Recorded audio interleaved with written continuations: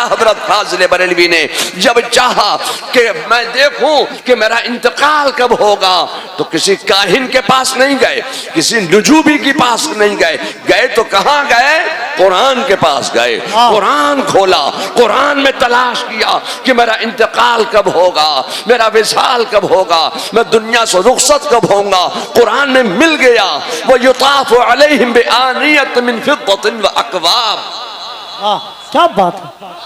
इस आयत मुबारका के सुभान अल्लाह आप आदात जोड़ लीजिए तो जो इस आयत करीमा के आदात हैं वही आला हजरत का मादे तारीख विसाल है। मैं आपसे कहना चाहता हूँ लोगों, ये मदारिस इस्लामिया का कमाल है कि अपने तुलबा को वो इल्म पर परवान चढ़ा रहे हैं।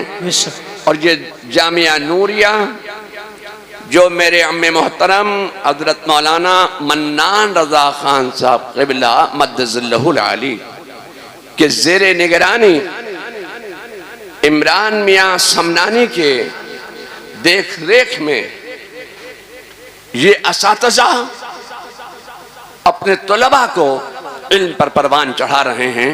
अल्लाह ताला इस इदारे को दीन सुन्नियत की और मसल की आला हजरत की तरवीज इशाअत का अजीम किला बना दे। आमीन अल्लाह। और यहाँ से दीन और सुन्नियत की आबियारी होती रहे। आमीन आमीन अल्लाह। अब मैं आपसे कहना चाहता हूँ कि एक वो दौर था कि जब हिंदुस्तान में अंग्रेजों के इशारे पर, ब्रिटिश के इशारे पर, ब्रिटिश ने एक नया मजहब बनाया जी, एक नया अकायद लोगों को पेश किए। तो उस नए मजहब का मुकाबला अगर किसी ने किया तो बरेली के इमाम अहमद रजा ने किया। जिंदाबाद।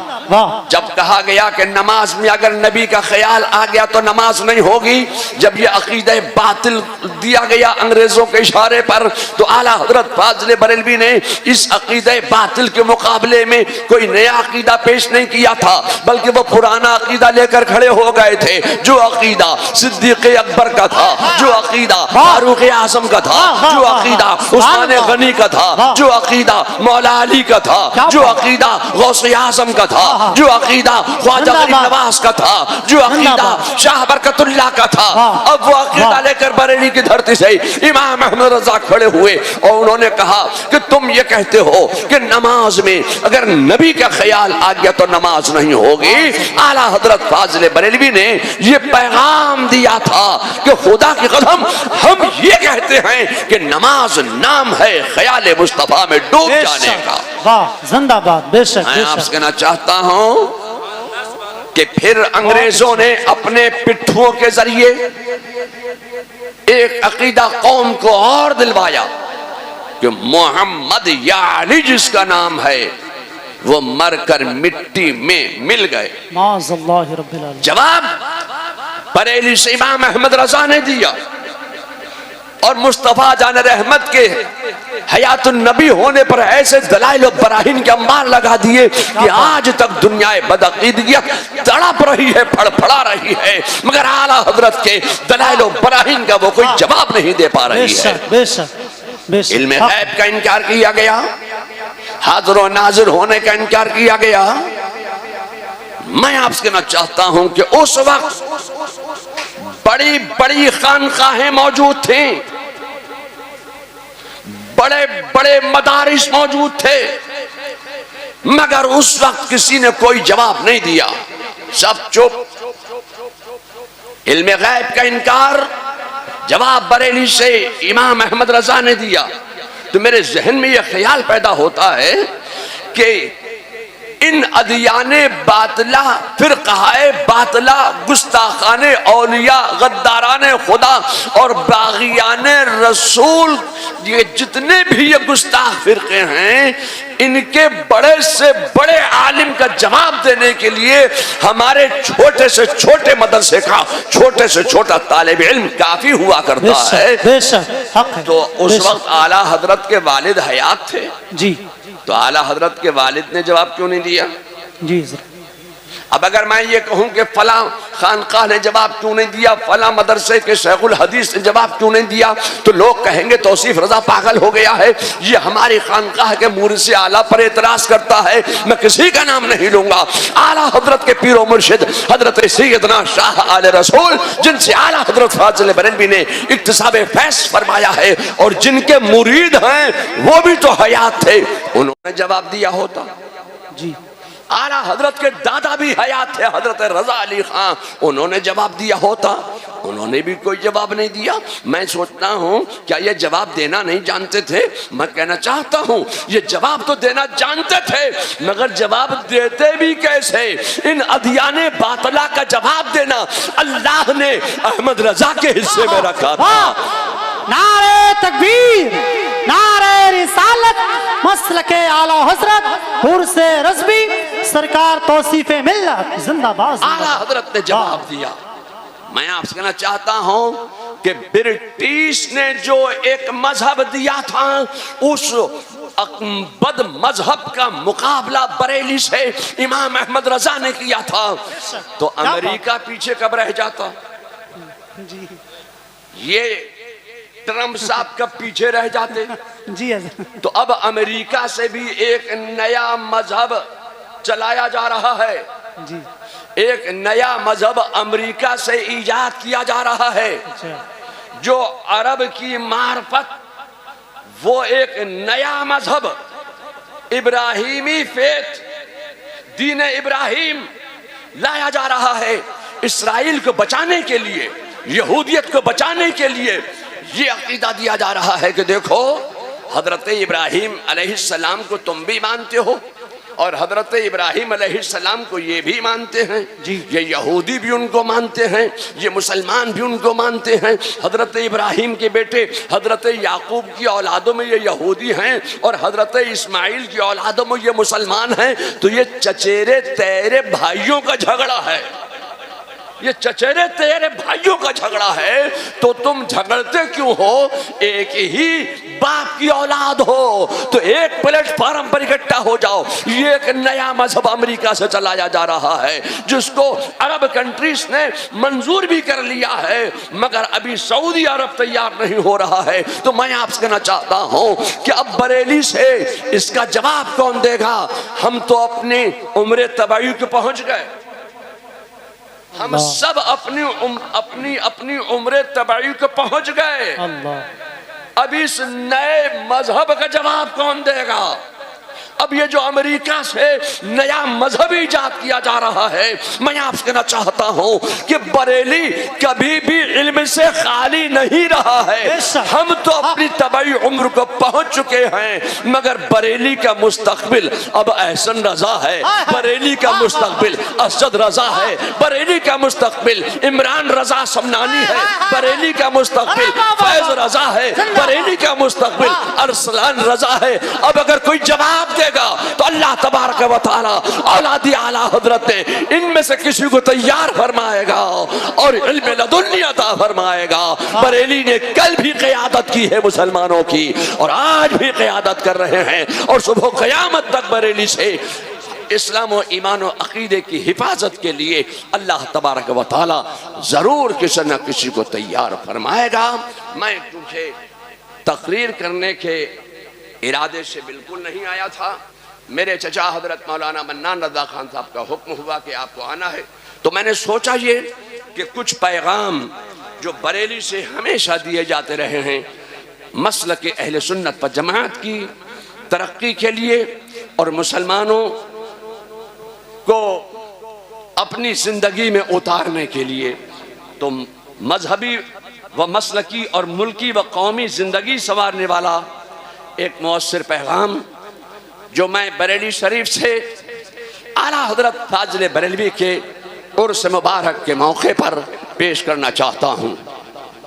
मजहबी व मसलकी तालीम और बेदारी ये मजहब अहले सुन्नत मसलकी आला हजरत पर सख्ती से कायम रहें और बद मजहबों से रिश्ते नाते हरगिज न जोड़ें। इसके साथ ही मयारी तालीम तक रसाई में इजाफा करें, जिसमें जदीद और मजहबी तालीम दोनों शामिल हैं, ताकि मुसलमान खुद कफील, मजबूत और बाशऊर बन सकें। नंबर 2, समाजी इत्तेहाद के ताल्लुक से समाजी तफरीक को कम करें और जामे पॉलिसियों को फ़रोग़ दें, ताकि तालीम तमाम कम्युनिटीज़ के दरमियान बाहमी इफ़हाम व तफ़हीम और ताअवुन में इजाफा हो सके।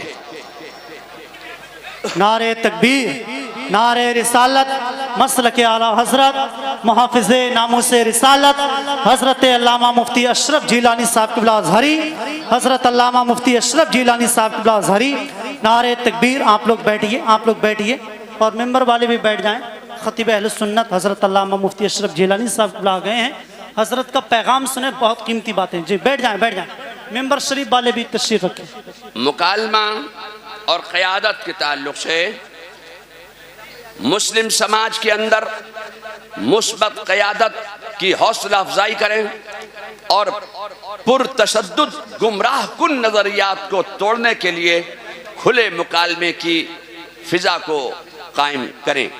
मुत्तहिद और अच्छे बने, 5 वक्त की नमाजें पढ़ें। जिस तरह रमज़ान में मसाजिद आपसे भरी होती हैं, इसी तरह हर नमाज के लिए इकट्ठे जाएं। अल्लाह और रसूल की रज़ा के लिए अमल करें। अल्लाह और रसूल राज़ी तो सब राज़ी हैं। जब आप वक्त पर नमाज पढ़ने लगेंगे तो आप मुत्तहिद भी रहेंगे और नेक भी बन जाएंगे। नमाज आपको हर बुराई से बचाती है।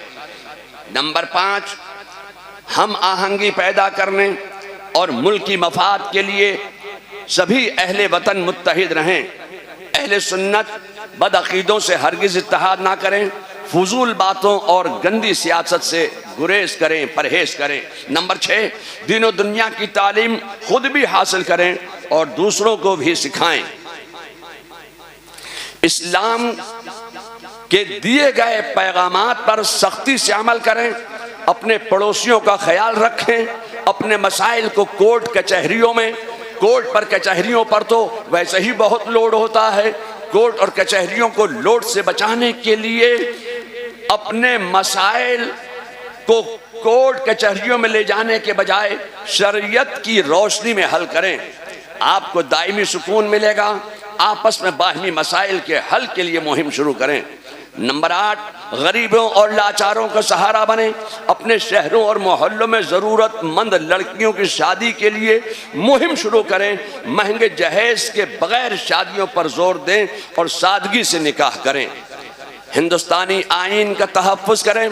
जिस तरह शरीयत के रास्ते पर चलने से ज़िंदगी की मुश्किलात दूर होती हैं, इसी तरह मुल्क के आइन ने हम सब को हुकूक व ज़वाबित दिए हैं। मुल्क की तरक्की के लिए उन पर अमल करें।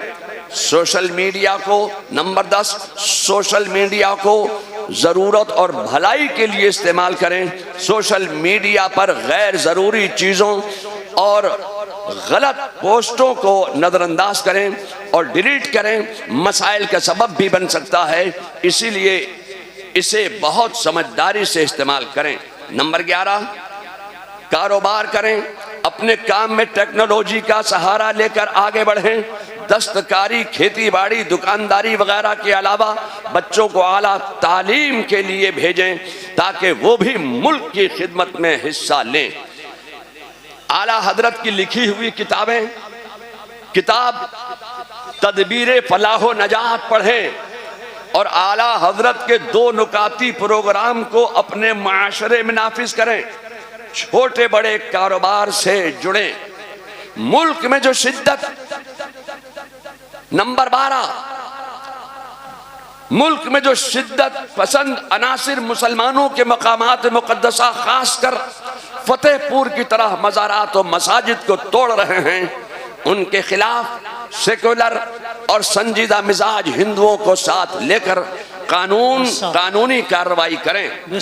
खुद से कानून हरगिज अपने हाथों में ना लें।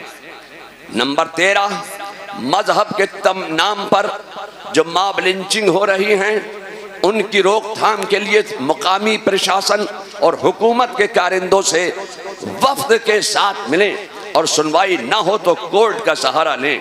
नंबर 14, आपसी सौहार्द कायम करने के लिए सभी खानकाहें अपने अपने इलाकों में हिंदू मुस्लिम कमेटियां बनाएं, एक दूसरे की मजहबी रस्मों में शामिल हुए बगैर शरीयतों मसलक के दायरे में रहकर नफरतों के खात्मे के लिए कोशिशें करें और आपसी भेदभाव को खत्म करें। नंबर 15, उर्स आला हजरत में आने वाले सभी हजरात यहाँ से आला हजरत की कम अज कम एक छोटी या बड़ी किताब खरीद कर जरूर लेकर जाएं। अगर उर्दू ना भी पढ़ पाते हो तब भी घर में रखने या अपने यहाँ की मस्जिद में रखने के लिए जरूर इसको लेकर जाएं। ये मैंने 15 निकाती प्रोग्राम पेश किए हैं। क्या आप हजरात इन मेरे मुतालबात और इन पैगामात पर अगर राजी हैं तो हाथ उठाकर हमें बताओ कि हम तमाम अहले सुन्नत व जमात एक हैं, एक रहेंगे और एक रहकर दीन और सुन्नियत की तरक्की बका और मसलक अहले सुन्नत की तरक्की बका और मसलक आला हजरत की तरक्की बका के लिए हम एक रहेंगे और नेक रहेंगे और इस पर हम अमल करेंगे इंशाअल्लाह। इंशाअल्लाह तबारक व तआला इस इदारे को दीन और सुन्नियत की हिफाजत का अजीम किला बनाए और यहाँ से दीन और सुन्नियत की आबियारी होती रहे। वाखिर दावाना अनिल हम्दुलिल्लाहि रब्बिल आलमीन। नारे तकबीर, नारे रिसालत, मसलक आला हजरत सरकार तौसीफ मिल्लत, नारे तकबीर, नारे रिसालत। अस्सलाम वालेकुम। माशाअल्लाह, सुभान जी, माशाअल्लाह माशाअल्लाह। हजरत अभी आपने देखा कि खतीबुल हिंद हज़रत अल्लामा मुफ्ती अशरफ जिलानी साहब क़िबला की आमद हो गई है। हज़रत की बहुत जल्द गुफ्तगू होगी, अदब के साथ में बैठे रहें।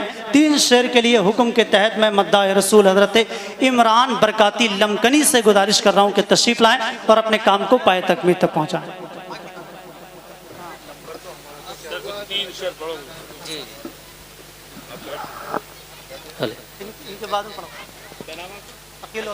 अस्सलातु वस्सलामु अलैका या दाफ़िअल बलाए वल वबाए वल क़हत वल मरज़ वल अलम बिइज़्निल्लाह व अला आलिका व अस्हाबिका या मुहल्लिल बिइज़्निल्लाह। सुब्हान रब्बिका रब्बिल इज़्ज़ति अम्मा यसिफ़ून व सलामुन अलल मुरसलीन वल्हम्दुलिल्लाहि रब्बिल आलमीन बिरहमतिका या अरहमर राहिमीन। मोहतरम बावक़ार उलमाए मिल्लत इस्लामिया, बानियान जलसा, हाज़रीन बज़्म, मोहतरम बुज़ुर्गों, अज़ीज़ दोस्तों, उर्स रज़वी के मौके पर जामिया नूरिया के इजलास में दूर व दराज से तशरीफ़ लाने वाले जुमला हज़रात, मिंबर शरीफ पर रौनक अफरोज़ जुमला उलमाए अहले सुन्नत, बिलखुसूस वक़ार गिरामी क़द्र जनाब मोहतरम हज़रत मौलाना इमरान रज़ा ख़ान समनानी मियाँ, अस्सलामु अलैकुम व रहमतुल्लाहि ताला व बरकातुहू। वालेकुम अस्सलाम व रहमतुल्लाहि ताला व बरकातुहू। कोई इतना लंबा चौड़ा वक्त नहीं कि मैं तफसीली गुफ्तगू पेश करूँ। मुख्तसर से वक्त में आज मैं हक़ाइक़ की चंद बातें आपके अज़हान में उतारने की सआदत हासिल करना चाहता हूँ। चूँकि बड़ा स्टेज है और अकाबरीन उलमा तशरीफ़ फरमा हैं और बड़े उलमाए किराम तशरीफ़ लाने वाले हैं, वो इस मौके पर मैं सोचता ये हूँ कि मैं तो घर का आदमी हूँ, तो मैं ज़्यादा टाइम न लेकर सिर्फ़ एक पैगाम जो बरेली शरीफ से दिया जाता है जी, आज मैं वो पैगाम जामिया नूरिया रज़विया बाकरगंज के मुक़द्दस स्टेज से आला हज़रत का वो पैगाम आज मैं आलम इस्लाम के नाम पेश करूँ। माशाअल्लाह, इंशाअल्लाह, सुभान अल्लाह। ये मदरसा जामिया नूरिया जी, मौलाना अज़ीज़ुर रहमान साहब मन्नानी और यहाँ के दीगर असातिज़े कराम अपने तलबा को अपनी कोख से इल्म का दूध पिलाकर इल्म पर परवान चढ़ा रहे हैं। बेशक बेशक। जो इल्म पर परवान चढ़ जाता है तो वो अगर ये चाहे कि हम कुरान में तलाश करें कि हमारा माद्दे तारीख़ विलादत क्या है, तो तुम्हारा माद्दे तारीख़ विलादत कुरान में मौजूद है, वो तुम्हें मिल जाएगा। सुभान अल्लाह, सुभान अल्लाह। जो भी इल्म पर परवान चढ़ जाए और वो अपना माद्दे तारीख़ विलादत कुरान से निकालना चाहे तो वो कुरान में मिल जाएगा, इसलिए कि तुम्हारा माद्दे तारीख़ विलादत कुरान में है। और कुरान में सिर्फ माद्दे तारीख़ विलादत ही नहीं, कुरान में सब कुछ है।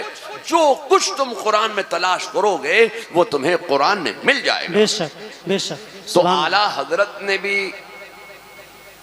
अपना माद्दे तारीख़ विलादत कुरान से तलाश किया। बेशक, आहा, सुभान अल्लाह। अपने वालिद से नहीं पूछा, वालिदा से नहीं पूछा, वाह वाह, कुरान से पूछा जिंदाबाद जिंदाबाद, कि मेरी विलादत कब हुई थी, मैं पैदा कब हुआ था।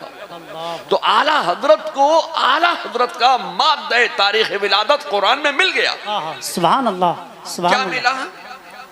उलाइका कतब फी कुलूबिहिमुल ईमान व अय्यदहुम बिरूहिम मिन्हु। सुभान अल्लाह, वाह। अल्फाज जोड़ लीजिए, जो इसके आदाद हैं वही आला हजरत फाजिल बरेलवी का माद्दे तारीख़ विलादत है। जिंदाबाद जिंदाबाद। मैं कहना चाहता हूं कि कुरान में सब कुछ है। कुरान में जो तुम तलाश करोगे वो कुरान में तुमको मिल जाएगा। बेशक। ये उलमा जामे नूरिया के ये इल्म पर परवान चढ़ गए, ये तलाश करे मिल जाएगा।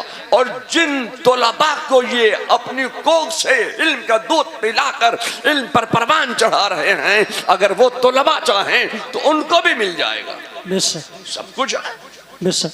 मगर मैं आपसे कहना चाहता हूं कि इसमें कमाल क्या है।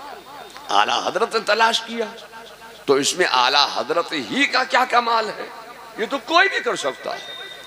मैं आपसे कहना चाहता हूं, खुदा की कसम, कमाल तो ये है कि अपने इंतकाल की तारीख, अपने विसाल की तारीख, अपने दुनिया से रुखसत होने की तारीख कुरान से निकाल कर दिखाओ। क्या बात है, वाह वाह वाह वाह वाह। कुरान में है। तुम्हारा इंतकाल कब होगा कुरान में है। जो इल्म पर परवान चढ़ जाए कुरान में अगर तलाश करे उसको मिल जाएगा। मैं कहना चाहता हूं कि खुदा की कसम